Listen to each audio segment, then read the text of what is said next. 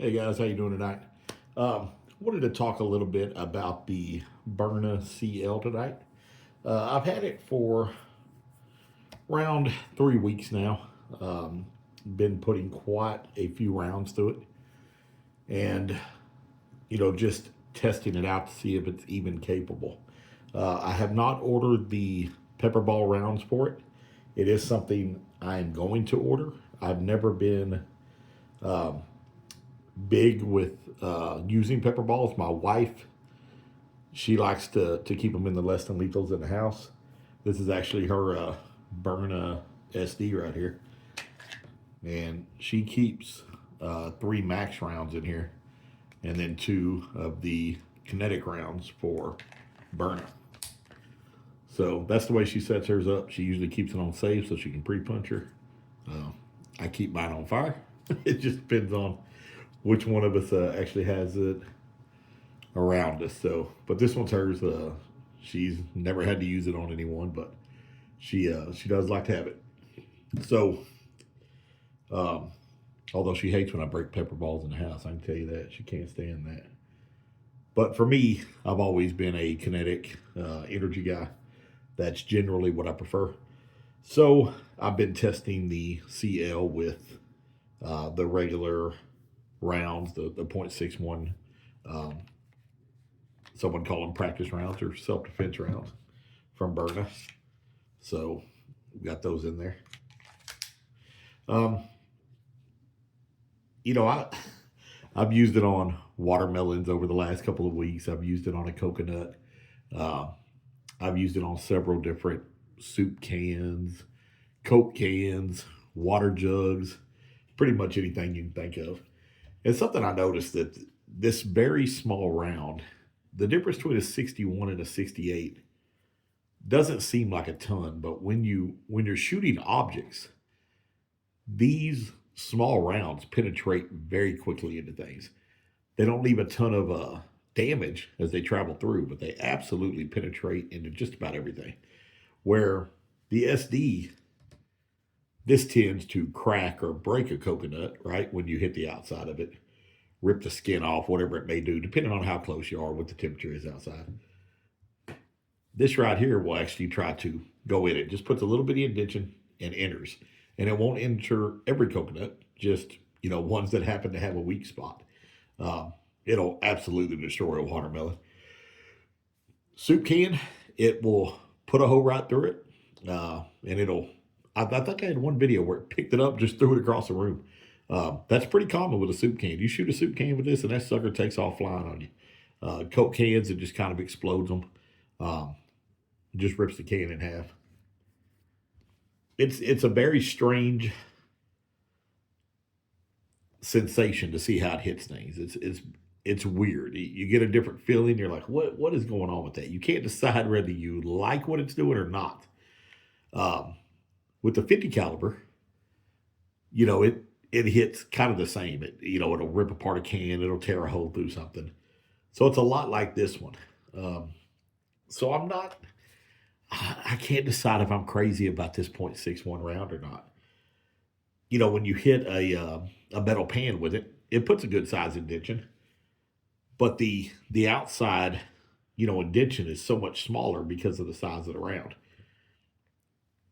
And of course, when you hit it with this, it's a much bigger circumference covered than it is with this. This only basically leaves the indentation of the size of the round. So it tells you, when you hit with the kinetic energy of it, it's not doing the same amount of damage. It's not dispersing that damage across the pan. So it's just a totally different round, totally different feeling when you're shooting something. So it's like, do you trust that to actually hit the human body and hurt someone? That's a hard one for me. I've always trusted the SD. I've been shot with this way too many times. It's stupid to do. I don't think anybody should be shooting themselves with these things, but I have done it. It's painful. You'll have these people say, "Oh, the SD won't do anything. It's a toy." This is a painful thing to be shot with. You shoot somebody at 10 feet with this, and it hurts like hell. I mean, it does. And 5 rounds or 7 rounds coming straight at me is absolutely going to stop me. Um, I'm not going to keep coming at you. So that's just the reality of it. Um, with this, I took one shot from this, one, and it stung. It stung very badly. But I didn't feel like it would stop me. Like if you shot me 5 to 7 times with this, I'm not sure that I would stop. I think I would probably keep coming, especially if I really wanted to hurt you. Exact opposite with the SD. So I want to love this. I really do, because I love the size of this thing. But to me, this is absolutely going to be a neck or face shot weapon. When you hit somebody in the body with this, and again, I only took one shot. I didn't take 5 shots in a row from this thing. I was honestly worried when I seen it go into the soup cans and go into the watermelon. It scared me to get shot with this. This is probably the only less than lethal I've ever been scared to be shot by. I just didn't like the way it penetrated everything. So I'm just not used to seeing that, I guess. So it made me worry. And I did see some videos. RAT took some shots from it up close. I saw another guy. I don't remember his name. I think he's pretty new, but he put some holes in his shirt, and I was shot with this prior to seeing either one of those videos. But I didn't want to take 5 shots, and those guys did, and I mean, great for them. It scared the heck out of me. I didn't want to do it. So I don't think 5 shots from this would stop me. So I do have the extended mag from East Coast Less Lethal. Greg and Angelo are building these bases. So this thing, gives you a few more rounds, but still with the body shots, I wonder if it stopped me. I'm 330 pounds. I'm a large guy, so I have a large gut. So, I don't know pain compliance wise if it would hurt more on a skinnier person or a larger person. Maybe someone out there can tell us that. But I don't trust this kinetically to the body. Now, even with 8 shots, I'm just not sure it would do what it needed to do at the 10 feet. Maybe 5 feet, 4 feet, you're right in a person's face and you start shooting them because they're attacking you. Maybe they would back off of you. More than likely, they'd back off of you. But this is the first Byrna I've had that I can say I'm not confident in its ability with a body shot. So that's the bad news. So the good news is the size of this thing is absolutely incredible. I've carried this for several days throughout the last couple of weeks.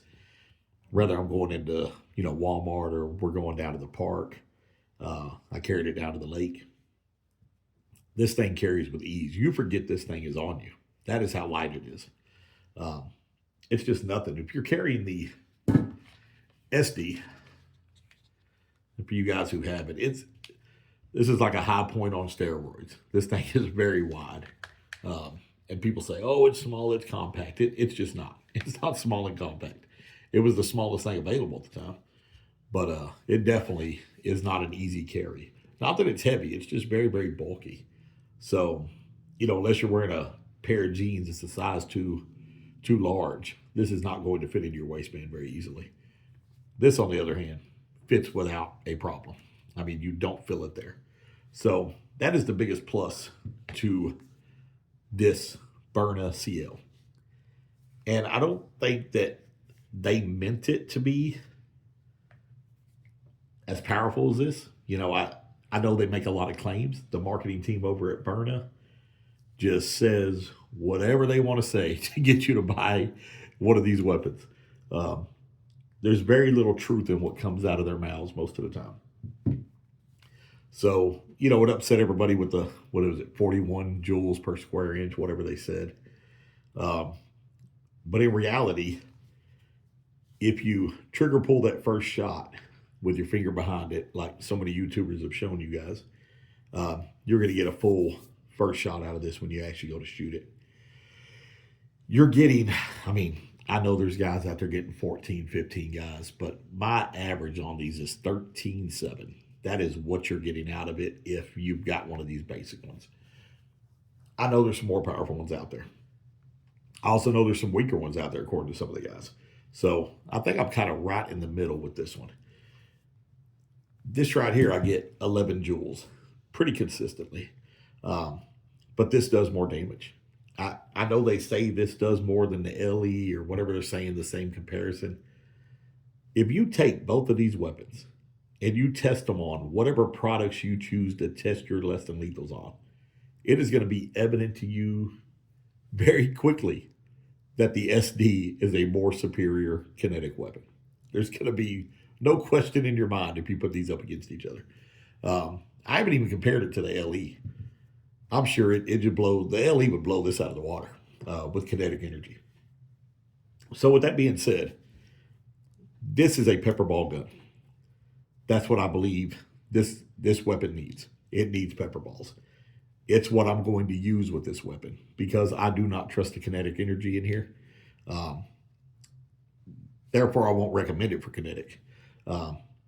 If you are a great shot and you've practiced under stress and you understand how to land those shots in a stressful situation, then hey, carry kinetic. More power to you. I'm not telling you not to. I'm just telling you what I'm recommending to you. I would definitely recommend pepper balls in this. And I think it's a great pepper ball gun. The size, the weight, the capability of having that pull to pierce. I mean, you can't go wrong with it if you're going to use pepper ball. Not in my opinion. I think it's probably the best carry weapon out there right now for a pepper ball gun. And you can get this extended mag. I haven't ordered the pepper balls, so I'll keep you guys updated on whether the pepper balls will hold up in this extended mag.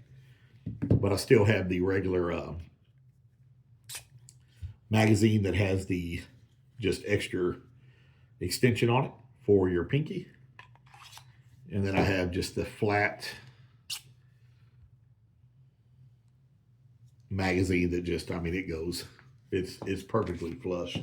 For any of you guys who don't have this, you can see how flush that fits. I mean, that thing doesn't stick out at all. But if you carry it with the extended, it carries just fine. You can put it in the holsters.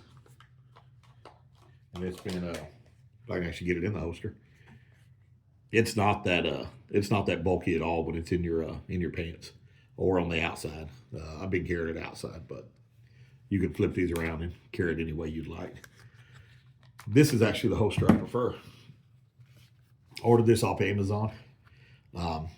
It does expose the magazine release, but it fits very, very nice inside the waistband. I love this holster, and I think this was $23. So it's been a great holster. It's what I've carried it in most days. I still can't decide if I like this one. I'm not quite sure this is going to be a consistent carry holster for me, but I'm still giving it a chance. We'll see where it ends up. Put this in the right way. I ordered these from East Coast Less Lethals the minute they came out. I mean, these magazine holders are freaking amazing. You can flip these, and you can also just take it off if you just want to throw it in your pocket. So those are fairly cool to have. I know a couple companies are making them now, but I think he was the first one who dropped those. So now I want to talk about a price point. I've told you what I think this is good for, and I know that some guys bash it and say, hey, it's a toy, it's worthless. I don't think it's worthless. I think it definitely fits a niche within the community. You know, they say what do they say? It's a woman's gun. I've heard woman's gun. I've heard child's gun. This is perfect for elderly people. If you've never had a CL or an SD, this trigger pull is freaking incredible if you're an elderly person. I've let several people in my life shoot these, and they can shoot these with ease. Uh, so that's something the gavel does not have. If you look at the gavel, it's a very hard trigger pull once it's engaged with CO2. Um, some of the people in my family have problems pulling that trigger. This one right here, or this one, the trigger pull for all of my family, this has just been easy. I mean, easy, easy. So price point. Everybody is saying that it's too much money for this. They're saying the same thing about the gavel carry. How could you charge that much money? I am in the sales industry. I manage a sales department of several people. I also manage an operations department. But sales is a big part of what I do every single day. And I always tell my people, you cannot start low and then work your way up. You always have to start high. Your value comes from your reputation, whether you're trustworthy, whether you can deliver on your promises.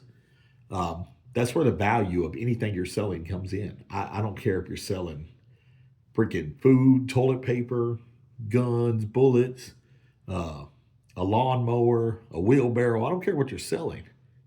Do they trust the product? Is there a value in the product you own it? What value does it bring to your family or to your business? Those are things that matter. When you talk to a customer, price point is one of the last things that they talk about. And I've been in this business a long time. Price point is not the decision making in most people's world. Now, if you have someone who's on a budget and they really want something because they trust that company, and I'll just use, I'm a gun guy. I'm going to use Glock, for instance. I have a buddy. He doesn't believe in anything but Glock. He will put that Glock on layaway every single time at a pawn shop instead of buying a Smith & Wesson. He can afford the Smith & Wesson, but he trusts the Glock.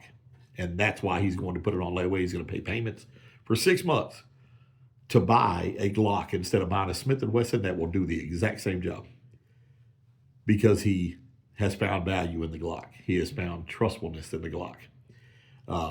It has earned his business. Byrna is no different. Byrna has earned the business of this community. They've told us some lies. They've told us a lot of lies in their marketing. But at the end of the day, these weapons work. They work. They do the job. I've said they'll sell thousands of these things at that price.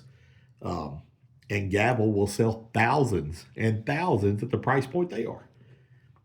You have to start high. There is a consumer out there. There is always a consumer that will purchase it at the highest rate. Then you're going to watch your sales start to diminish. Once those sales diminish, you'll say, okay, let's put something on sale, for a holiday, or let's throw something into it. Maybe they'll give you a free item, or, an extra magazine. They'll maybe give you some extra rounds. And they're going to say, okay, now it's selling like crazy again. So that's a $40 value or a $30 value. So we can take $30 or $40 off the item, or we can just keep giving away a free item with it. Every business is going to do that. They're going to make a choice on where they're going to land. So as they go down in sales, they'll continue to either put a sale item with it, or they'll put a sale on this on every holiday of the freaking month, or every holiday of the year, which is like every month in this country. They'll put a sale on it. So they'll be able to sell them at that price, and then they'll still be selling them at the higher price point. And then eventually, after a year or two, they'll start coming up with a new product, and they'll start dropping these products. That is how sales works. It doesn't matter what you're selling. That is how it goes. I don't see anything wrong with any of these companies starting at a high price point. We were lined up to pre-order this. We all, shot an email, signed up, and said, hey, I want to be the first one to get it. And there were thousands of people on that list. So for the people who say this price point is unrealistic, or not a proper price point, or it's not worth that much, there's no value there, you're just wrong. This is all there is to it. They are going to sell these at that price point until people stop buying them. Once people stop buying them, they'll drop the price point. That's how it's going to work. It's going to be the same thing for the gavel carry. Now, they may be able to sell them forever at that price point. You never know. I don't know what it costs them to make it, but every business is there to make profit. I don't care what you're selling. You're there to make money. So you're going to make as much money as you can. Um, Businesses use that money, especially a small company like Grimberg. Um, they're going to use that company to hire more people, buy new equipment. A company like Byrna, they're going to use that same money that a small company would use to develop and bring in more people and more product. Byrna is going to use it for advertising. They've got enough money. They've got enough people. They're going to advertise, advertise, advertise. They've already been taught by us that we're willing to wait on the next innovation. We waited for so long on this. Uh, the community just sat back and said, well, it's coming, well, it's coming, well, it's coming. They lied to us, 3 years in a row about this coming out? But when it came out, we lined up to purchase it. So, depending on if you're buying from a small company or a large company, is how they're going to treat you as a consumer and what they're going to do with your money. But they're there to make profit. You can't blame them for that. You can't cuss them for that. Um, as a budget friendly person, you could say, hey, I'm going to wait for that price point to come down. All of us have, the majority of us have, I'll say that, the majority of us have enough less than lethals in our arsenal not to have to buy the next big thing. Um, you don't have to buy every weapon that comes out. Either you want to review it and you're buying it for that, which is why I buy most of these. I want to review them. I don't jump in and generally do a review the first week or the second week. The reason I don't do that is because I'm a huge air gun guy and I own many, many air guns. I actually have 21 AEA air rifles. And I have probably, I think three pistols left, three AEA pistols left. And I bought probably 15 of those rifles within 5 months.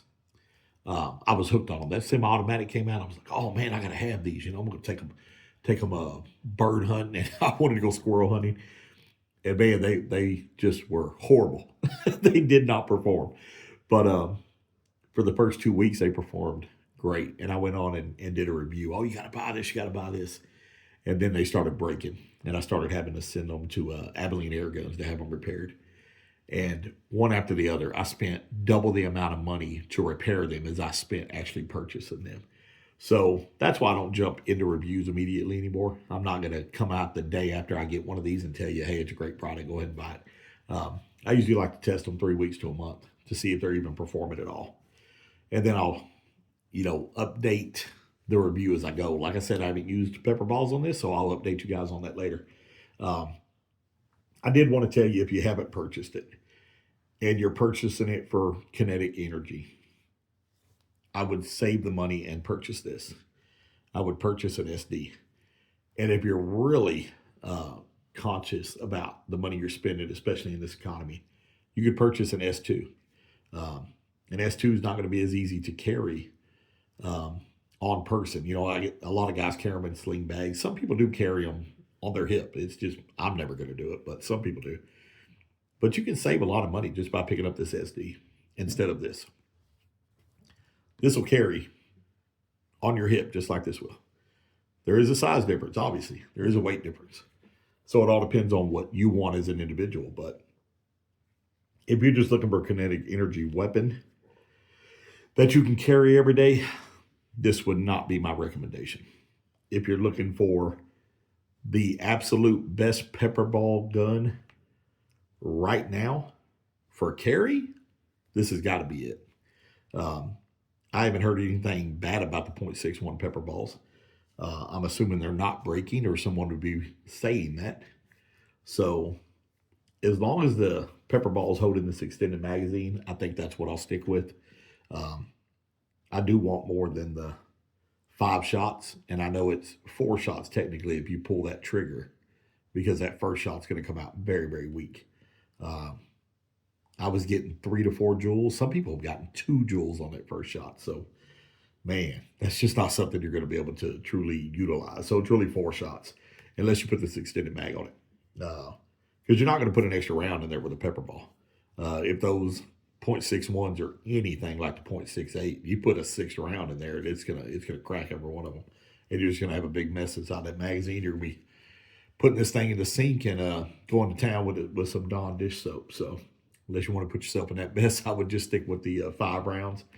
Like I said, as soon as I get the pepper balls in, I will update you guys on whether this will hold 8. I'll keep them in here. and keep them pressed and not shoot them, and just see if they start cracking or if I see any wear and tear on them. I am in Texas. I carry these. This one is not. This one's always in the house, but I keep the LE in my truck year round. It never comes out of there. The only time I take it out is when I'm out, in the woods or at the lake. I'll take it out and fire it just to make sure everything's performing well. Lube it back up, throw a CO2 in it, and it'll sit another couple months. These things hold up in the vehicle very well in the heat. I mean, it's very hot in Texas inside your vehicle, so I haven't found that with any other launcher. All the launchers I've ever put in my truck, the O-rings will end up going to hell in a handbasket very quickly. Especially with the TCP, I had to replace the O-rings I wouldn't even let it go 2 months, because the first summer I let it go like a month and a half, a little over, and the first time I shot it, it just blew the O-ring. Everything was so dry in there. So, you got to test your weapons and know what will work and what won't work in the humidity and heat you're dealing with. Especially if you're in a state like Texas, Arizona, New Mexico, places like that, even Oklahoma, very, very warm in the summer. But these launchers you can keep in your vehicle. Also the TCR, I keep a TCR in my truck at all times as well. And it holds up in the summer heat. If you guys are wondering about those items, get off on sometimes I get off on other things, but these burners are great in the summer heat here in Texas in your vehicle. Well, that's what I have to share. This thing has performed great. I mean, I haven't had any issues with it. It hasn't not fired. It hasn't let out any CO2. It's just performed very, very well with the Kinetic rounds. Like I said, I'm just not quite sure about the impact energy, the way it disperses on the human body. It's just weird. It's very, very, very strange for me with this smaller round. And it's just because I'm not used to it. You guys that shoot 50 caliber all the time, this may be normal to you, but I'm just not a big 50 caliber guy. I prefer 6.8 caliber, always have. 43 caliber is one of those things that also will shoot through things. So it just depends on what you're looking for. But neck, face, man, I think this thing would beat you up kinetically. But I'm not trusting it to go through a sweater, a t-shirt, a hoodie. I just don't think they would even feel it. So, all right, that is my 2 cents on it. Just wanted to let you guys know how I was feeling about it. So I appreciate everybody. Thanks. Y'all have a good night and have the day you deserve. We'll see you on the next one.